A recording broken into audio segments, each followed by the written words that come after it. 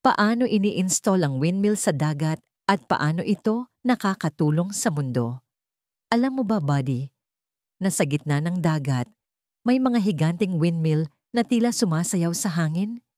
Hindi ito ordinaryong windmill na nakikita sa lupa. Ito ang tinatawag na offshore wind turbine at ang bawat ikot nito ay nagdadala ng kuryente para sa libu-libong tahanan nang walang usok at walang polusyon. Pero paano nga ba ito na itatayo sa gitna ng malalim na dagat? Yan ang pag-uusapan natin ngayon, buddy. Hindi basta-basta ang pag-install ng windmill sa dagat. Una, pinag-aaralan muna ng mga engineer ang lugar. Dapat malakas at tuloy-tuloy ang hangin, pero hindi sobrang lalim ang tubig. Gamit ang satellites at mga sensor, sinusukat nila ang bilis ng hangin, lalim ng dagat, at kung gaano kalakas ang alon. Kasi kung mali ang lokasyon, pwedeng masira ang windmill o mahirapan itong gumawa ng kuryente. Kapag pasado ang site, gagawin na ang blueprint ng project. Kung ilang turbines, gaano kalayo sa isa't isa, at saan dadaan ang mga kable ng kuryente. Paghanda na ang plano, oras na para buuin ang mga parte. Kadalasan ginagawa ang mga blades, tower, at generator sa pabrika sa lupa. Pero buddy, hindi biro ang laki nito. Isang blade lang, kasing haba ng isang football field. Kaya dinadala ito sa dagat gamit ang mga special ships na parang lumulutang na construction site. May mga crane, barge at platform na kayang buhatin ang napakalalaking bakal. Kapag nandyan na ang mga parte, inuuna ang foundation o pundasyon. Ito ang pinaka-base ng windmill na nakatayo sa ilalim ng dagat. May 3 uri nito.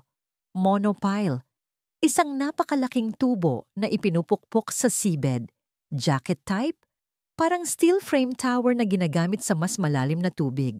Floating type, nakaangkla lang gamit ang mga kadena kaya lumulutang sa ibabaw ng dagat. Pagkatapos mailagay ang foundation, itinatayo ang tower gamit ang higanting crane. Isusunod naman ang nacelle. Ito yung parte sa ibabaw na may generator at makina. At sa huli, ikinakabit ang 3 blades na umiikot sa hangin. Dahan-dahan itong kinakabit dahil sobrang laki. Kahit konting mali, pwedeng magdulot ng aksidente. Kapag buo na ang windmill, iko-connect na ito sa mga submarine cables. Ito yung mga kable na nakabaon sa ilalim ng dagat, papunta sa lupa. Doon, dumadaan sa mga transformer station at isinasama sa national grid.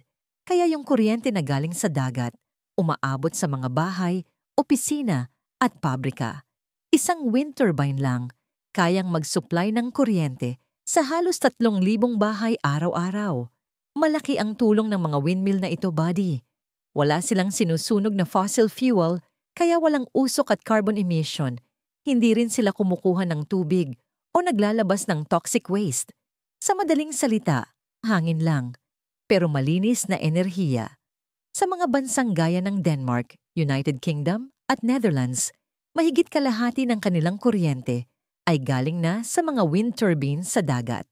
At ngayon, unti-unti na ring nagpaplano ang Pilipinas na magtayo ng offshore wind farms, lalo na sa mga lugar gaya ng Ilocos at Mindoro, dahil malakas ang hangin doon buong taon. Kaya kapag may nakita kang windmill sa dagat, isipin mo, hindi lang yan simbolo ng modernong teknolohiya, kundi simbolo rin ng pag-asa para sa mas malinis na kinabukasan. Salamat sa pakikinig, buddy.